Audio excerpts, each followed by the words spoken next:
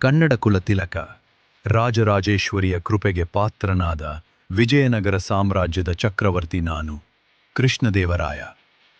ಕ್ರಿಸ್ತಶಕ 1471 ಜನವರಿ 17ರಂದು ವಿಜಯನಗರದಲ್ಲಿ, ಇಂದು ನೀವು ಕರೆಯುವ ಹಂಪಿಯಲ್ಲಿ ನಾನು ಜನಿಸಿದೆ. ವಿರೂಪಾಕ್ಷ ದೇವಾಲಯದ ಗೋಪುರ ಬೆಳಗಿನ ಸೂರ್ಯನ ಬೆಳಕಿನಲ್ಲಿ ಹೊಳೆಯುವಾಗ ನಾನು ಪ್ರತಿದಿನ ಧರ್ಮವನ್ನು ನೆನಪಿಸಿಕೊಂಡೆ. ಈ ದೇವಾಲಯ ನನ್ನ ಕಾಲಕ್ಕೂ ಮೊದಲು ಇತ್ತು, ನನ್ನ ಕಾಲದಲ್ಲೂ ಇತ್ತು, ಇಂದಿಗೂ ಜೀವಂತವಾಗಿದೆ. ಹೇಮಕೂಟ ಬೆಟ್ಟದ ಮೆಟ್ಟಿಲುಗಳಲ್ಲಿ ನನ್ನ ನಂಬಿಕೆ ನಡೆಯಿತು. ಅಲ್ಲಿ ದೇವಾಲಯಗಳು ಮಾತ್ರವಲ್ಲ, ನನ್ನ ಸಂಕಲ್ಪವೂ ನಿಂತಿತ್ತು. ತುಂಗಭದ್ರೆಯ ತೀರದಲ್ಲಿ ನಿಂತು ನಾನು ಸಾಮ್ರಾಜ್ಯದ ಭವಿಷ್ಯವನ್ನು ಕಂಡೆ. ಈ ನದಿ ಕೇವಲ ನೀರಲ್ಲ, ವಿಜಯನಗರದ ಜೀವ.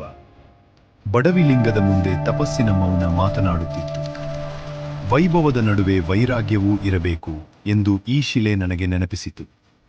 ಸಾಸಿವೆ ಕಾಳು ಗಣಪತಿಯ ಬಳಿ ವಿಘ್ನಗಳಿಗಿಂತ ವಿಶ್ವಾಸ ದೊಡ್ಡದು ಎಂದು ತಿಳಿದು, ಉಗ್ರ ನರಸಿಂಹನ ಶಿಲೆಯ ಮುಂದೆ ಧರ್ಮದ ಕಠಿಣ ರೂಪವನ್ನು ನಾನು ಕಂಡೆ.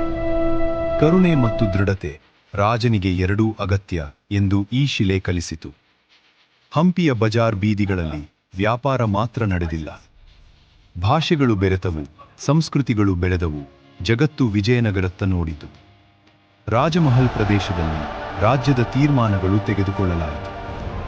ನ್ಯಾಯ, ಕಠಿಣತೆ, ಕರುಣೆ ಎಲ್ಲವೂ ಸಮತೋಲನದಲ್ಲಿ. ಲೋಟಸ್ ಮಹಲ್ನಲ್ಲಿ ಕಲ್ಲಿಗೂ ಸೌಂದರ್ಯ ಉಂಟು ಎಂಬುದನ್ನು ನಾನು ಕಂಡೆ. ಕಲೆ ನನ್ನ ಕಾಲದಲ್ಲಿ ಮೌನವಾಗಿರಲಿಲ್ಲ. ಪಕ್ಕದಲ್ಲೇ ಇರುವ ರಾಣಿಯ ಸ್ನಾನಗೃಹದಲ್ಲಿ ವೈಭವವಿತ್ತು, ಆದರೆ ವೈಭವಕ್ಕಿಂತ ಮೇಲೂ ಸಂಸ್ಕೃತಿ ಇತ್ತು. ಆನೆಗಳ ಅಶ್ವಶಾಲೆಯಲ್ಲಿ ಯುದ್ಧದ ಶಕ್ತಿ ನಿಂತಿತ್ತು, ಆದರೆ ನನಗೆ ಗೊತ್ತು, ನಿಜವಾದ ಬಲ ಜನರ ವಿಶ್ವಾಸ. ಹಜಾರ ರಾಮ ದೇವಾಲಯದ ಗೋಡೆಗಳಲ್ಲಿ ರಾಮಾಯಣ ಕಲ್ಲಿನಲ್ಲಿ ಜೀವಂತವಾಯಿತು. ನನ್ನ ಯುಗದ ಕಥೆ ಶಿಲ್ಪವಾಗಿ ಉಳಿಯಿತು. ವಿಠ್ಠಲ ದೇವಾಲಯದ ಸಂಗೀತ ಕಂಬಗಳಲ್ಲಿ ವಿಜಯನಗರದ ನಾದ ಇಂದಿಗೂ ಕೇಳುತ್ತದೆ. ಕಲ್ಲು ಹಾಡಬಹುದು ಎಂಬುದನ್ನು ಜಗತ್ತಿಗೆ ತೋರಿಸಿದೆವು. ವಿಠ್ಠಲನ ಕಲ್ಲು ರಥ ಸಾಗದಿದ್ದರೂ ನನ್ನ ಕಾಲದ ಕೀರ್ತಿ ಇಂದಿಗೂ ಸಾಗುತ್ತಿದೆ. ಅಂಜನಾದ್ರಿ ಬೆಟ್ಟ, ಹನುಮನ ಜನ್ಮಭೂಮಿ ಎಂದು ನಂಬಿಕೆಯು ಇಲ್ಲಿ ಉಸಿರಾಡುತ್ತದೆ. ಈ ನೆಲವೇ ಕಿಷ್ಕಿಂದೆ. ವಾಲಿ ಸುಗ್ರೀವರ ಕಥೆಗಳು ಕೇವಲ ಪುರಾಣವಲ್ಲ, ಈ ಭೂಮಿಯ ಸ್ಮರಣೆ.